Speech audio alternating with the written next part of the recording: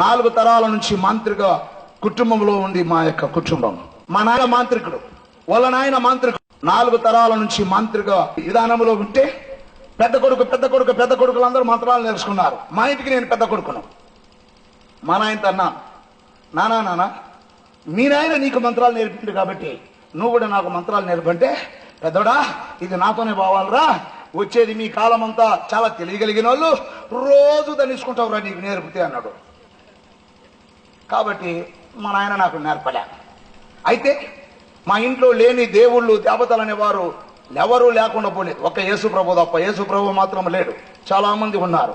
శనివారం వస్తే నిష్టగా ఒక్క పొద్దుండి, మా నాయన మాంత్రికుడు కాబట్టి నాకు కూడా అన్ని విధాలుగా ఆ యొక్క పూజలు నేర్పించడానికి చేస్తూ ఉండేవాడు.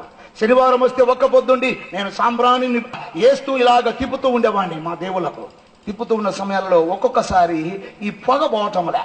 అప్పుడు మా నాన్న అడిగిన, నానా వీళ్ళల్లో పెద్ద దేవుడు ఎవరి చెప్పు, ముందు ఆయనకేసి తర్వాత కొదమొలకేస్తానన్నా. అప్పుడు మా నాయన అన్నాడు, అంతా ఒకటేరా అన్నాడు. అందరూ ఒకటే, అది ఎట్ట కుదురుతుంది? అందరూ ఒకటి కాదు, ఏదో పెద్ద దేవుడు ఉన్నాడు, వాళ్ళు ఎవరో చెప్పు అంటే, రేయ్ అందరూ ఒకటేరా అన్నాడు. అట్టయితే బస్ స్టాండ్ లో అన్ని ఎర్ర బస్సులే ఉన్నాయి. అప్పుడు ఆర్టీసీ బస్సులు అన్ని ఎర్రగున్నాయి. కాబట్టి మన ఊరు రావాలంటే ఏ బస్ ఎక్కి కూర్చున్నా వస్తామా అన్న. అట్టయితుంది రా అన్నాడు. మరి ఇట్టెట్టయితుంది అన్న. నేను ఆ ఎవరు తెలుసుకోవడానికి నేను విధాల ప్రయత్నాలు చేశా. అన్ని చదవడం మొదలుపెట్టా, అన్ని గ్రంథాలు చదవడం మొదలుపెట్టా. నాకు తెలియని గ్రంథాలలో నుంచి అర్థాలు చెప్పించుకోవడానికి డబ్బులు ఇచ్చి అర్థాలు చెప్పించుకోవడం మొదలుపెట్టా.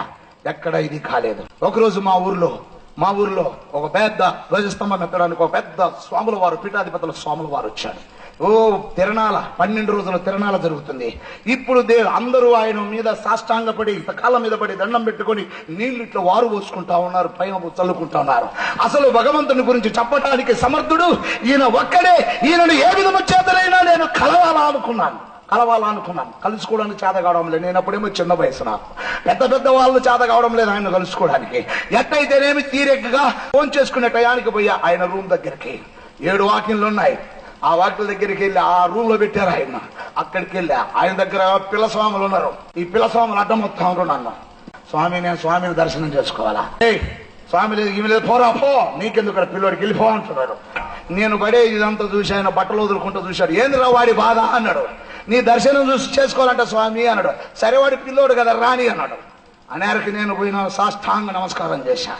పోయి నన్ను లేపాడు. ఏం పేరు నీ పేరు అన్నాడు. నా పేరు ఆదినారాయణ అన్నా. ఇంద్ర నీ బాధ అన్నాడు. ఏం లేదు స్వామి, నాకు ఒక డౌట్ స్వామి అన్నా.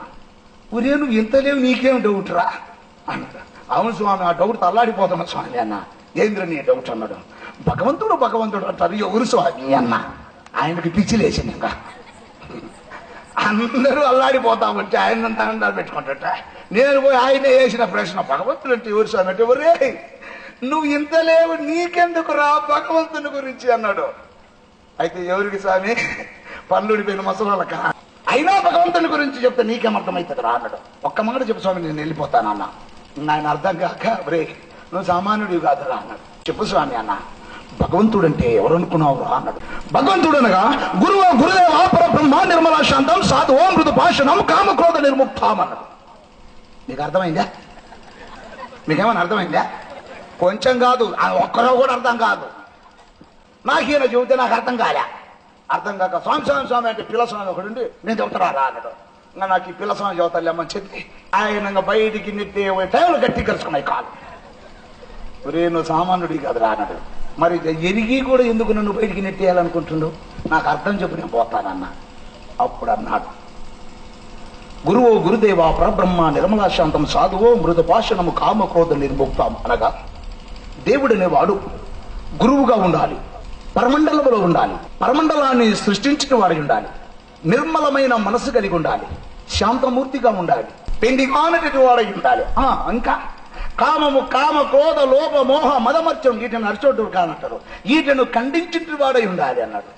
తక్కువ ఆయన వదిలేసినాక అర్థమైపోయింది. గురువుగా ఉండాలనా, దేవుడుగా ఉండాలనా, పరమండలంలో ఉండాలనా, పరమండలాన్ని సృష్టించిన వాడై ఉండాలనా, శాంతమూర్తిగా ఉండాలనా, పిండిగానటువంటి వాడై ఉండాలనా, పెళ్లి కానటువంటి వాడై ఉండాలన్నాడు. మా ఇంటికి వెళ్ళి చూసుకున్నా, మా ఇంట్లో అందరికీ ఉంటారు. మా ఉంటే ఉండే దేవుళ్ళందరికీ ఒక భార్య కాకుండా 2 ఆమె కూడా, ఒక్కొక్క ఆమె నెత్తిని కూడా కూర్చోబెట్టుకున్నారు. కామక్రోధ లోప మోహ మదమత్సరము లేనటువంటి వాడై ఉండాలన్న. అలాంటి వాడు ఎవరు? ఎలాంటి వాళ్ళు ఎవరు?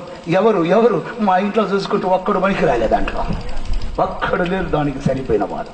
అనగా దేవుడుగా ఉంటే ఆ వ్యక్తిలో పాపం ఉండకూడదు. ఈ మాట కూడా చెప్పింది ఎవరో కాదు, భగవద్గీతలోని కృష్ణుడు అర్జునుడికి హితోపదేశం చేస్తున్నాడు. అర్జునుడు అడుగుతున్నావు, బావా భగవంతుడు భగవంతుడు అంటారు, ఎవరు బావా భగవంతుడు అన్నప్పుడు అర్జునుడికి కృష్ణుడు హితోపదేశం చేస్తున్నాడు. ఓయ్ బావా అర్జున, భగవంతుడు అనేవాడు గురువుగా ఉండాలి, దేవుడుగా ఉండాలి, పరమంగా ఉండాలి, పరమవాడిని సృష్టించిన వాడు ఉండాలి, నిర్మలమైన మనసు కలిగి ఉండాలి, శాంతమూర్తిగా ఉండాలి, పెళ్లి కానటువంటి వాడు ఉండాలి, కామ క్రోధ లోప మోహ మదవర్చనలు లేనటువంటి వాడు ఉండాలి. అలాంటి వాడు బావా భగవంతుడు అన్నాడు. అలాంటి వాడు ఎతుకుతే ఎక్కడ లేడు, ఎక్కడ లేడు, ఒక్క బైబిల్లోనే కనపడ్డాడు. ఆయన పేరు యేసు. కొద్ది తప్పటి ఇప్పుడు ఒకసారి ప్రైజ్ ది లార్డ్, హల్లెలూయా. ఎక్కడా కనపడలేదు. నా ప్రేమటి వారలారా, నేను ఆయన కోసం ఎతికాను, ఎవరు ఎవరు ఎవరు ఎవరు అని చెప్పి. అనగా నా ప్రేమటి వారలారా, మా కామ క్రోధ లోప మోహ మదవర్చనములు కలిగిన వాడు పాపి. ఏ దేవుడైనా దేవతలైనా పెళ్లిళ్ళు దాంతాలు చేసుకుని అనగా కామక్రోధ లోప మోహ మదవర్చనాలు కలిగి ఉంటే అతను పాపి. హల్లెలూయా. ఇప్పుడు పాపము లేని వాడే కావాలి. పాపము లేని వాడు పరిశుద్ధుడు ప్రపంచములో యేసు ఒక్కడే.